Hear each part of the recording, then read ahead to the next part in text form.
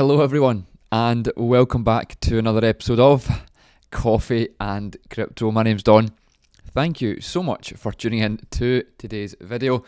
I have an interesting video today because, well, there's some speculation of the price of Bitcoin that I think you may want to hear, and yeah, plenty of news to get through as well. So yeah, of course, as always, good morning. I hope you're ready for another episode of Coffee and Crypto. You're sat back, you're relaxed, you have your morning coffee, and we are off with the first thing, of course, we cover on the channel is the prices. But just before we get to the prices, a quick reminder that we offer a educational Discord service called CC Pro. You'll see it in today's link of the video. Go click it, check it out, read a little bit more in detail about what we can offer, and yeah, that was the first point I wanted to cover. Let's move into the prices. Now, I do need to refresh this because I have had it opened for a few hours now. Let me just refresh and make sure we have the most up-to-date price. Okay, so Bitcoin is currently sitting at $28,532, up 0.42%, so technically not up at all. Ethereum at $1,575. We then have BNB at $212. XRP is at 48 cents. We then have Solana at $23.95. Cardano at 24 cents. Dogecoin at 0.05. And then finally Tron at 0.08. So not much movement across the board with today's prices. Literally up or down about 0.1%. You know, there's really not that much moving in the crypto market at the moment. So let's move away from the prices and into the news, because that's why you are all here. Coffee and Crypto is your news channel, your news update. It's why I'm here. It's why I bring the show to you throughout the week. And the first part of the news is from the EU. So interesting. Now, crypto investor protections won't take effect in the EU until late 2024. So let's read into this, because obviously we have spoken about MiCA quite a lot on the channel, but also crypto regulation is a big focal point at the moment. So cryptocurrency investors in Europe are not yet protected under the European Union crypto asset market rules, and it will take time for the protections to take effect. Now, do we really need protected? That's up to you to decide that. Now, on October 17th, Europe's securities regulator, the European Securities and Market Authority, issued a statement about the transition to the European crypto regulations known as the Markets in Crypto Assets Regulation, MiCA. Again, mentioned that a few times. Now, the ESMA emphasised that MiCA-based crypto investor protections will not come into effect until at least December 2024, meaning that investors must be prepared to lose all the money they plan to invest in crypto. Now, the authority also then added that holders of crypto assets and clients of crypto asset service providers will not benefit during that period from any EU-level regulatory and supervisory safeguards, such as the ability to file formal complaints with their NCAs against crypto asset service providers. Now, again, let me just make that clear as well, that yes, you most definitely must be prepared to lose all of your money that you invest in crypto, but I think everyone should, or maybe does already know that by now, but I wanted just to make that very, very clear for anyone that doesn't know exactly how crypto works. Now, even after December 2024, there is no guarantee investors will be fully protected by MiCA up until 2026, after MiCA becomes applicable to the crypto asset providers in late 2024. Now, member states still have the option of granting crypto service providers an additional 18 months transitional period, allowing them to operate without a license, which is also referred to as the grandfathering clause. Now, I do believe that clauses are, loopholes, clauses, whatever you want to kind of look at them. There's always clauses, there's always, some people would term it a loophole in most things, especially when it comes to these new regulations. They don't come into play straight away. It's normally they are, not enforced straight away. They are put into action, but there's always normally a period of time where you get this grandfathering clause where the rules are set in place technically. However, you've got until X amount, or you've got X amount of months until it's actually kind of fully, law abiding or whatever it may be. And this exactly will happen in the EU. So you have an 18-month transitional period between late 2024 and up until 2026. Now, some people do believe, potentially including myself, but that's my opinion, that late 2024 will be a good time in the market, shall we say, a good time in the crypto market, and an enjoyable time late 2024 into 2025 and into 2026 is when we may see a time very similar to what we did in 2022. So look, are these dates that are being forced out or spoken about from Micah just a very, very, coincidental time, or is it planned because they know how the cycles in crypto works? You tell me. I'm just here to provide you the news. Now, next up then, we have Ripple. So we all know who Ripple are by now, but Ripple have job posting hints at a possible IPO, the XRP community says. Now, look, the XRP community is humongous. There's a lot of different opinions in the XRP community, so please take this with a pinch of salt. There is no guarantees. I did see this floating around X recently, but there is no confirmation of anything about an IPO. But let me read into this actual article and let me know what you think, because look, there's been a lot of talk about this for, years at this point, that Ripple will be going public with an IPO. But yeah, like I said, there is no confirmation. But anyway, fintech payments company Ripple released a new job post on October 16th for a shareholder communications senior management across multiple locations in and outside of the US. The job posting prompted many crypto enthusiasts to label it as the official hint about the company's plans to go public. Now, the job posting outlines that the role will require direct communication with shareholders, a concept generally associated with public traded companies. Now, I guess I can see where the speculation has come from. Now, the chosen candidate would be responsible for developing and implementing communication and relationship management strategies for existing and prospective investors, current shareholders, and financial analysts. Now, the job description emphasises that the candidates need to create strategic plans specifically suited for situations like M&A, which is the mergers and acquisitions, investments, liquidity events, and other high-impact moments. So, a very detailed and interesting job description, I would say.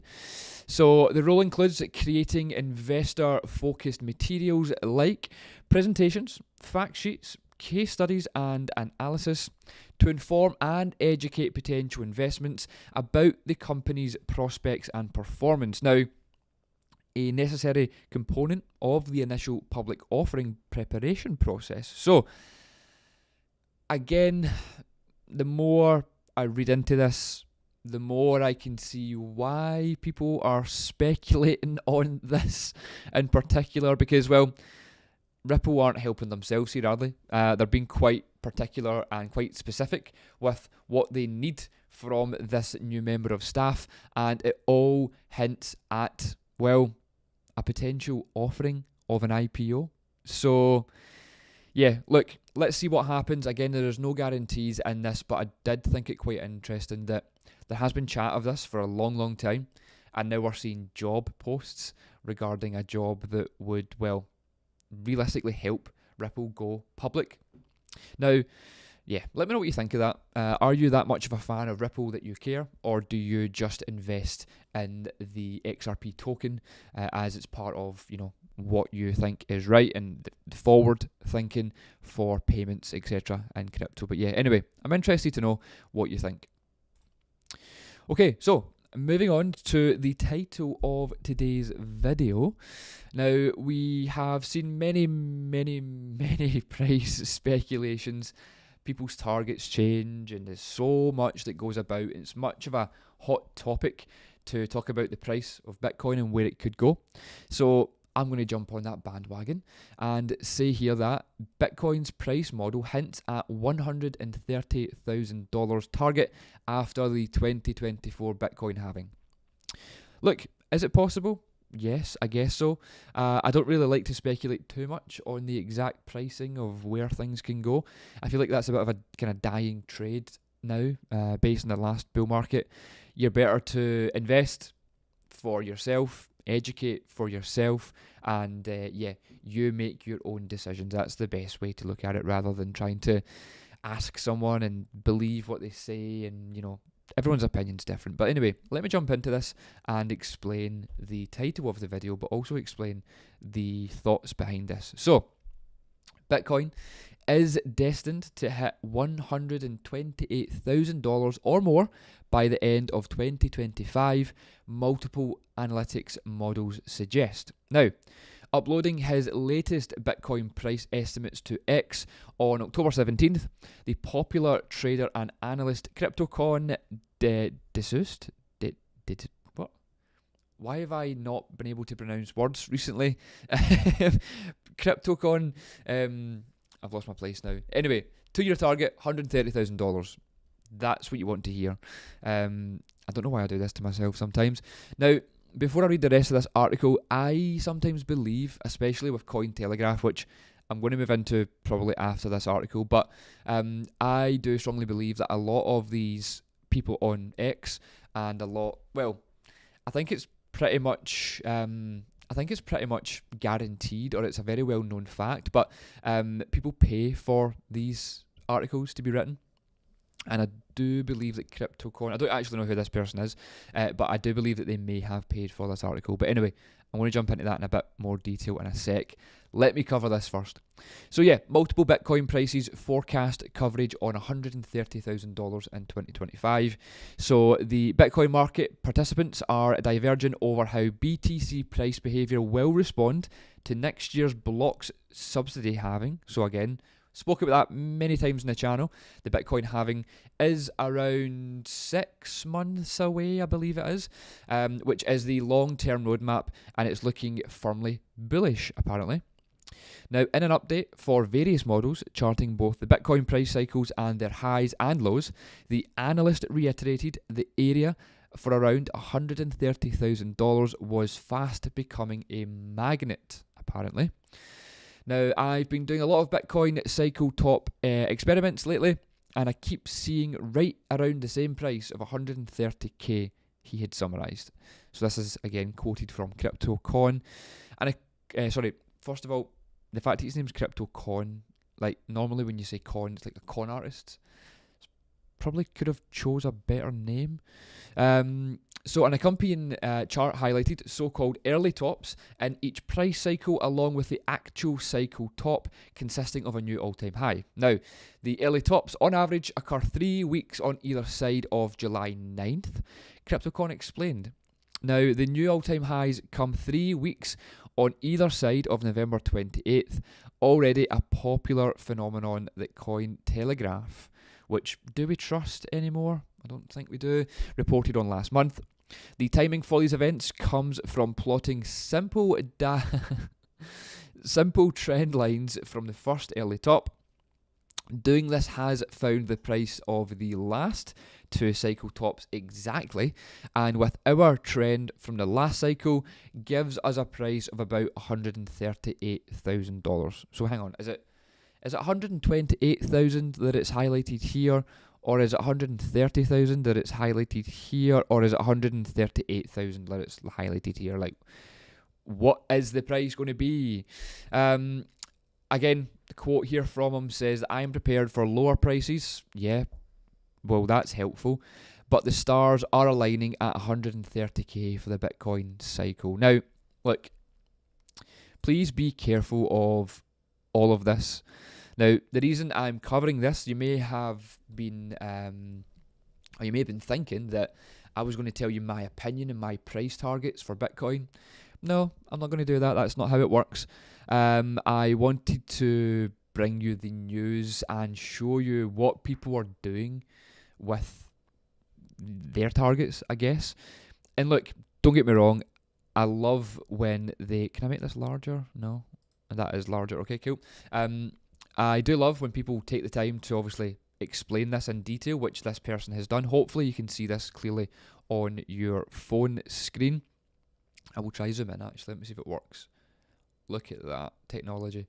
Right, cool. So, hopefully that does help actually. So, this actual chart, obviously there's been a lot of time and dedication put into this chart. A lot of breakdowning? It's not even a word. Breakdowns. I'm on one this morning. This is what happens when I go on live stream earlier than normal. I don't feel like I'm quite ready. Been up since 5:30 this morning. It's been a long morning so far. Anyway, who cares about me? Back to this chart. So, yeah, like I said, a lot of kind of facts, a lot of time, a lot of effort, and it does break down, the cycles. So cycle 1, cycle 2, cycle 3, cycle 4, and then it also shows you the prices that it's been at, the dates, and that's why people are coming back to this July date. And Cointelegraph have also apparently done something recently about November time periods as well. So look, I mean, I can't fault. I love facts. We know this. I love hard evidence. I love hard facts. And well, these are the hard facts, truth, whatever it may be. And you can't really argue with this. So yeah, anyway, let me know your thoughts. Are you a believer that Bitcoin will be worth what they believe it will be worth, which is what, $138,000, $130,000, or even $128,000? I'm interested to know what your opinion is, what the cycle top will be. What my opinion is doesn't matter at this point. I want to hear from you, the viewer. So yeah, drop me a comment below. Let me know what you think the price of Bitcoin will be in the next all-time high market cycle. Will that be late 2024 into 2025? Some people believe that it will. And yeah, drop me a comment below. But one thing I wanted to mention, like I said, was I do believe a lot of these guys pay for these articles. So just because you've seen someone been spoken about in a news article doesn't mean that they're a trusted source that you should go and follow. Please, please, please do your own research. Understand that these articles are paid for a lot of the time. And yeah, you shouldn't just be jumping on their X account and following them and, doing your investments based on what they say, basically. Now, that actually leads me on to the next segment of today's video, which I didn't plan for, but I'm just going to decide and I've just do it. So, you may have seen on Monday then that there was apparently an ETF approval and the news was broken by Cointelegraph. Now, why am I covering this? Well, as you know, I use Cointelegraph each and every single day for discussing crypto news. And so far, so good. It has served me the purpose that I need it to serve. However, the fact that the ETF information was leaked, wrongfully leaked, and they handled it really, really badly, doesn't give me a whole lot of hope for Cointelegraph. So I may be looking for a new news media website to use for coffee and crypto. So please, if you have any that you can recommend, drop them below and I will start looking into using that media outlet. Now look, I get it. We don't trust media outlets. We know that. I always tell you that. Don't trust the media. Crypto media is the exact same. I've said that many times in the past. I've also openly spoke about how much rubbish Cointelegraph do speak, and Deck has also spoke about this openly about how Cointelegraph are compromised. And look, it's the same as the mainstream media. It's all the big guys that own these companies and Cointelegraph as well. So they're paid to promote things and they will do it because it's easy money, it's money in the bank, because they've got such a large audience. Now, do I believe that the news that came out about the ETF from Cointelegraph was enough to pump the price as much as it did? No, I don't actually believe that. I don't believe that there was retail investors like me, like you, sitting on the sidelines ready to invest when news drops. We always say this. It's look at the charts and I'll tell you the news. Or what you tend to see as well, again, which we mentioned, is the charts will decide what happens. We know that already, right? But what we'll always find is a news narrative is tied to chart behavior. So I haven't looked at the chart myself. I know we did do a live stream, so go check that out over on CC Pro. And it should actually be on the YouTube channel. But we did discuss that in more detail in CC Pro, the chart behavior with the 200-day moving average. Is it just a coincidence with the markets and then this ETF approval and whatever it may be? There was so much drama on Monday. I'm kind of going off of my topic, but again, didn't actually plan for this, so is there a topic? I guess the main point I wanted to cover, and the main point I'm doing this is, do you know any other news article, exchange, media people that I can use that are not Cointelegraph? Because, well, I think they've crossed the line a little bit. I will still use them until I find someone that I can trust. There is one company that I think you may suggest that I am not going to use. I won't name who that is, but drop them below. Who do you use for your crypto news if you do, other than myself? I probably use another 2 or 3 different companies, but the reason I used Cointelegraph is because, well, quite an easy, kind of straightforward website. They're usually quite up to date. They have a lot of graphics, etc. It's just quite an easy way for me to spread the news. But yeah, should I be promoting a company that is spreading a false narrative and getting retail investors to buy Bitcoin? I don't think I should. Anyway, let's jump back into the actual news and why you're all here. I don't even know where that segment came from, but hopefully it helped. And like I said, drop me some comments below because I do want to find another media outlet. Okay, so next part then is about the UK. So the UK's help with fees scheme won't define crypto as disposable income. Now, I like how they've used an XRP logo here, which is strange. Anyway, that's probably an L. Drop some L's in the chat. That's what the streamer's saying it. Drop some L's in the chat for Cointelegraph. Why are you using an XRP logo for this article? Not sure. Maybe it'll explain it further in this article. Anyway, British citizens who hope to access legal assistance through the proposed help with fees scheme will not have cryptocurrency holdings classified as disposable income. Now, the UK's Ministry of Justice published its response following public consultation over its proposed legal aid scheme to provide equal access to the justice system. HWF aims to provide financial support for court and for tribunal fees to individuals with low income and minimal savings. Now, I don't even know why I'm covering this, but anyway, the scheme intends to ensure that individuals are not prevented from accessing courts and tribunals due to the inability to afford the fees associated. Now, its primary objectives look to ensure access to justice for low-income individuals, providing money to taxpayers who ultimately bear the costs of fee remissions, and ensure the scheme is accessible and the eligibility criteria are clear. Now, again, there is reason I'm covering this article, but the more I read it, the more I just hate the UK. But anyway, let's move on. The public consultation process drew questions relating to the Ministry of Justice's proposal to amend the definition of disposable capital to include savings and investments with a non-exhaustive list of examples that included crypto. Now, again, I'm going to just scroll down a little bit just to read this quote here. It says, there was also a comment that a non-exhaustive list is too vague and there should be more clarity. Typical. For example, that cryptocurrency should be included. Now, the government's response to this stressed that it would not propose an exhaustive list of types of capital that would constitute as savings and investments, and it would create unnecessary risk for all types of capital omitted or not yet developed. Now, again, a quote here says that, furthermore, we can confirm that crypto are already covered by the current definition of capital under the fees orders, and they will continue to be covered by the proposed definition. Now, The ministry plans to review its list and the public guidance accompanying the HWF applications to assist applicants in figuring out whether certain types of capital are covered in its definition.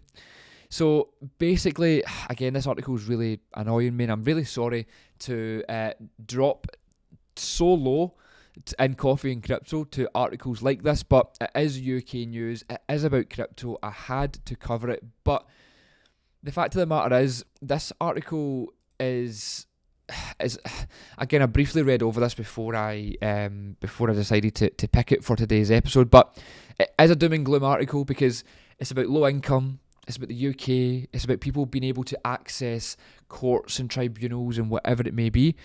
And it's something that I recently spoke about with Deck, actually, about the UK and how it just seems to be a fallen society. Now, that isn't anything new. We've been saying that for years. At this point, the UK has fallen. Western Europe has fallen. But articles like this just solidify and just help me explain to you why I strongly believe it's the reason that I'm leaving the UK. Most people are leaving the UK for the Far East because, well, there's a system in place out there that want to help you grow as an individual mentally, financially, and keep that stability in both relationships, jobs, money, investing, whatever it may be. Whereas in the UK and in Europe and, well, the West, it's the opposite. They're talking here about help with fees, essentially probing people to go to court, start tribunals, sue people, I'm assuming, with low income. There's nothing that's pushing people to get out of that cycle of low income. Now, look, I get it. People have different jobs, different access to jobs. Maybe they don't have a lot of time on their hands, childcare, whatever it may be. I get that. Totally understand that everyone's circumstances are different, right? But that's not what I'm here to do. I'm here to, get away from low income, help people get away from low income. So actually helping people with low income to get additional fees, go to court, get tribunals, whatever it may be, in my opinion, again, this is my humble opinion, that's just another way to keep control over people who have a low income. It's actually a way of keeping people with a low income with a low income. It also means that CBDCs, I won't mention it too much, but when CBDCs do come into effect, that might also be a way for people who have a low income to be benefited. And I use the word benefited, not probably how it should be used, because I don't believe that it's a benefit to these people. But the government in the UK, in my opinion, are just trying to keep the poor and trying to keep the rich rich. It's as simple as that. I actually retweeted something this morning on our X page. Go check that out and you'll understand exactly what I mean. It was from, is it Robert, what's his name again? The rich dad, poor dad guy. I can't remember his exact name. But I retweeted one of his tweets and it was something along those lines of, keeping the low income the way they are, but keeping the rich rich. And it was all to do with inflation. So yeah, anyway, like I said, this article, I wanted to cover it because I feel like, well, first of all, you need to know that these things are happening to crypto. That's just the baseline. But I also wanted to give my opinion on what I think is happening in the UK, well, in Europe, but especially in the UK, because it's a failed society, it's a failed country, it's a failed government. We're seeing Europe fall at the moment, and the UK has been falling for years now. The government don't want to make decisions. They're scared to make decisions. And unfortunately, I, watching this video, are paying the ultimate price.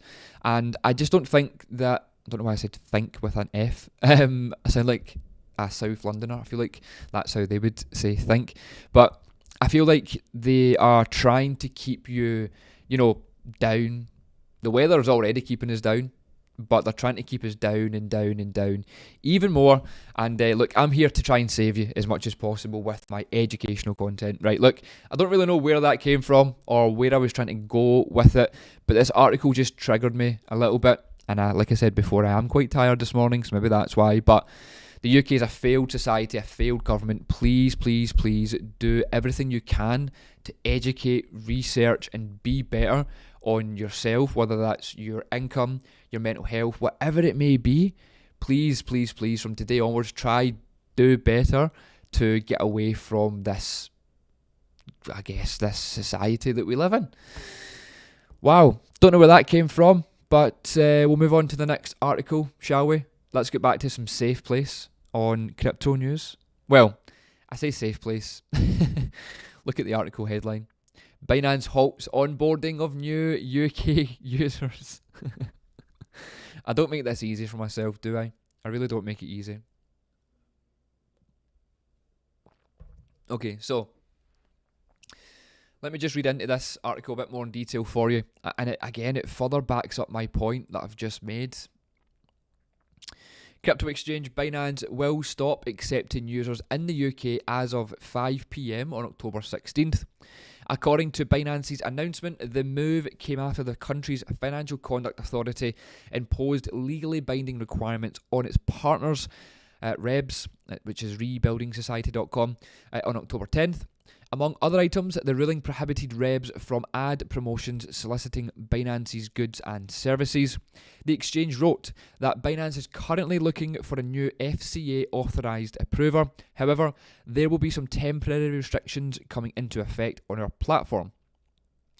During this period, until Binance onboards with a new FCA authorised approver and has its financial promotions reapproved. Existing Binance users in the UK will retain their services. However, the exchange clarified that any new products and services will not be made available during this interim period. Various products such as gift cards, Binance Academy, Binance Research, Binance Feed, and referral bonus available on the Binance International platform are currently unavailable on its UK platform. Now, Cointelegraph previously reported that the FCA begun enforcing a series of new crypto marketing rules requiring exchanges to market to the UK consumers clearly, fairly, and honestly, and must also provide risk warnings to people for them to understand. Now, the ruling at the time also allowed FCA registered entities to market products and services on behalf of overseas firms not registered with the FCA. Binance planned to use REBS to allow its UK users to view the exchange's products and services through a localised domain, as the exchange is not registered with the FCA. So, yeah, that's news. Binance have also joined Bitget with halting the onboarding of new UK customers. Now, not all exchanges are doing this, just some. Some of the big brand names are doing it because they need to keep that big brand name image and they don't want any kind of attention at the moment. Most companies have until January for these rules, apparently. But yeah, Bitget have decided, and so have Binance decided, to halt UK on board, which, again, fair enough. Let's just see where this goes. Like I said, it's just another reason that the UK has fallen, unfortunately. It's not a good look, but I do need to make clear, as a point of interest and someone who provides education on crypto, I do need to make this very, very clear. There is a disclaimer in the description. Please read that and read it every single day. Read it before you go to work in the morning. Please read it before you go to sleep at night. That can be your nightly prayer. Read the disclaimer, go onto the FCA's website, screenshot it, use it as your phone background, your laptop background, and please ensure that you understand the rules and regulations involved in crypto if you are ever going to get involved in crypto. So, don't do anything I would do. Never take any financial advice from me. And please, please, please do your own research, because there's governments out there that need to make sure that you know how dangerous crypto is and how dangerous it is to invest money and never expect any type of return on your investment. Anyway, now that's out the way. That's my disclaimer. I hope you all have had a great episode of Coffee and Crypto. This one has been a bit different, a bit ranty, and we're 35 minutes deep.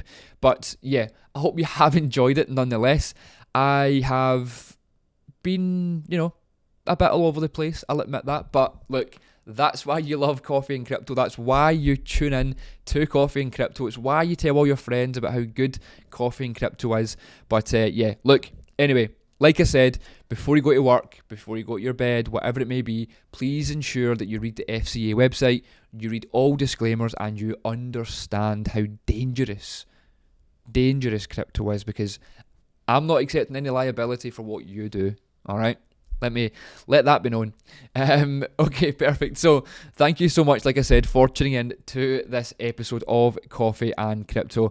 If you did enjoy it, please drop me a comment. Let's get chatty. Let me know your kind of feedback and your reaction to today's episode. I'm always interested to hear what the viewers are thinking. We do have an official Instagram page. Go check that out. It's at coffee.andcrypto. I know that's not the best handle, right? It's all I could get. So hopefully you join me over on the Instagram page. That's where I provide updates. I post some reels and some other good content on there as well. So yeah, go check it out. Drop it a follow. And yeah, I will speak to you all very, very soon about some more news in crypto. But yeah, my name's Don. This has been Coffee and Crypto. I hope you all have a great day, a great evening, a great night, whatever it is you're doing. I will see you all very, very soon.